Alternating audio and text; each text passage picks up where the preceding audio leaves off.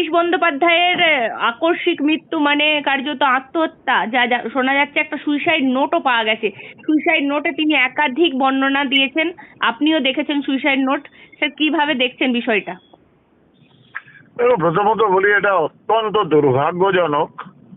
কারণ যেহেতু উনি রাজনীতিতে সারা জীবন কাটিয়েছেন, একটা সময় বিধায়ক ছিলেন, মন্ত্রীও ছিলেন সম্ভবত, তো সেই হিসাবে দেখতে গেলে আমার নতুন রাজনৈতিক জীবনে উনিও একজন সহকর্মী, অন্য দলের হলেও একজন সহকর্মী। এরকম আকস্মিক মৃত্যু বেদনাদায়ক এবং নিঃসন্দেহে খুবই চিন্তার বিষয়। আমরা কোন অবস্থার মধ্যে দিয়ে যাচ্ছি। যতটুকু খবর রাখতাম, এই আশিস বাবুর বিরুদ্ধে কোনো কেলেঙ্কারি স্ক্যান্ডালের খবর আমি অন্তত শুনিনি। আমি জানি না আছে কিনা।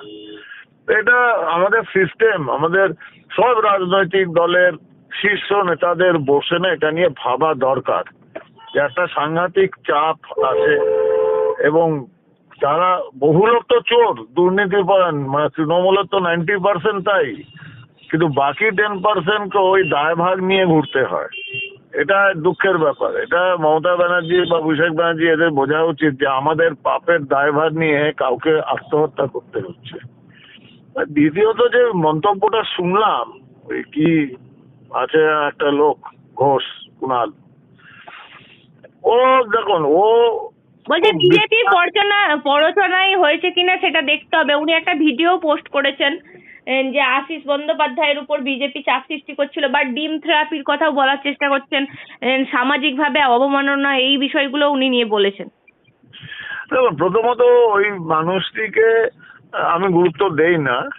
দ্বিতীয়ত হচ্ছে যে এতদিন 15 বছর যে সীমাহীন দুর্নীতি আর অত্যাচার করেছে তৃণমূল, তার জনরসের তো সামনে হতেই হবে। হ্যাঁ, হতে পারে তাতে দু একজন নিরীহ বা আপাতভাবে কম দুর্নীতিপরায়ণ বা কম অত্যাচারী, কিন্তু তাকেও ফেস করতে হবে। এটাতে নতুন করে কিছু বলার নেই। যেমন কর্ম তেমন ফল পেতেই হবে। আর দ্বিতীয়, এই ভদ্রলোক ইনি, আমি মনে করি উনি খুবই এক দক্ষ জেলে, ফিশারম্যান। কারণ উনি ঘোলা জলে মাছ ধরার জন্য একদম ওস্তাদ। জলটাকে উনি চিরকাল ঘুলিয়ে দেন, ঘুলিয়ে দিয়ে সেই ঘোলা জলে মাছ ধরেন, নিজের টিআরপি বাড়ান। ওনার কথাকে গুরুত্ব দেওয়া লাভ নেই, দরকার নেই।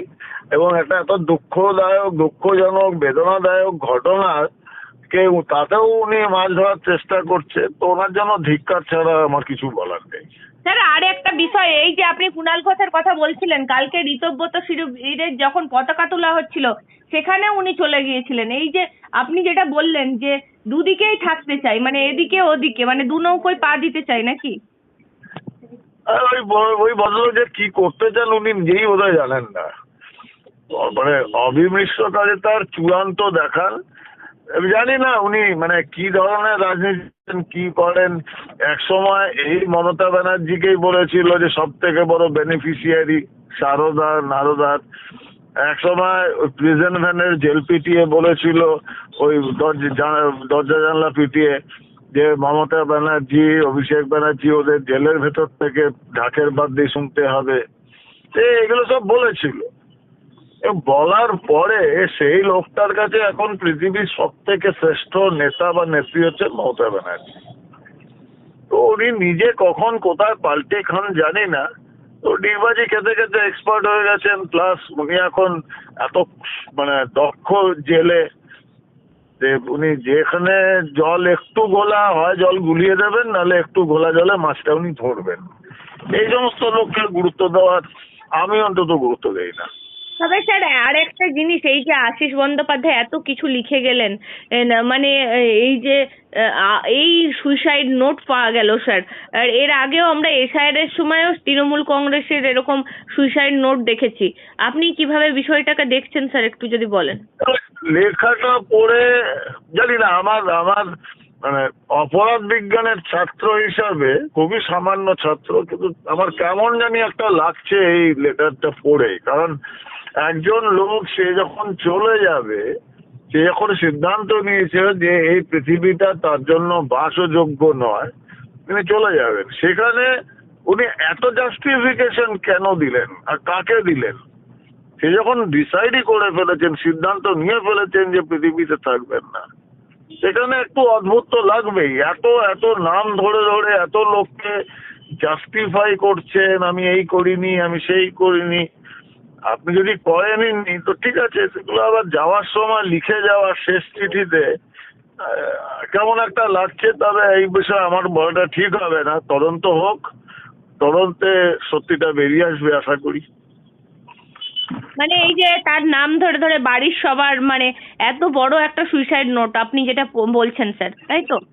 না, ওইটাই, সেটাই বলছি যে জেনারেলি আপনি 80% দেখবেন সুইসাইড নোটে ওইটাই লেখা থাকে যে আমি চলে যাচ্ছি, বা আমি লড়াই হেরে গেছি, বা হোয়াট এভার, চলে যাচ্ছি, তার জন্য কেউ দায়ী নয়, এটুকুই লেখা থাকে। কারণ যখন সুইসাইড করব মনে হয়, তখন তার উপর যে ভয়াবহ মানসিক চাপ থাকে, ভয়ঙ্কর, ভাবাই যায় না কি মানসিক চাপ থাকে, সেখানে ওই 1 লাইন 2 লাইনের চিঠি হয়। রেয়ারেস্ট অফ দ্য রেয়ার অকেশনে এত লম্বা চিঠি, এত নাম ধরে ধরে চিঠি, এটা আমার নজরে তো আজ পর্যন্ত আসেনি। স্যার উনি বলেছেন আমার মৃত্যুর জন্য কেউ দায়ী নয়, কিন্তু কুণাল ঘোষরা তো দায়ী করছেন বিজেপিকে। আবার বললাম তো, ওই লোকটার নাম আমি চট করে নিতে চাই না, কারণ উনি তো ঘোলা জলে মাছ ধরবার এক্সপার্ট। উনি জলটাকে, যেখানে ঘোলা জল নেই সেখানে জলটাকেও ঘুলিয়ে দেবেন।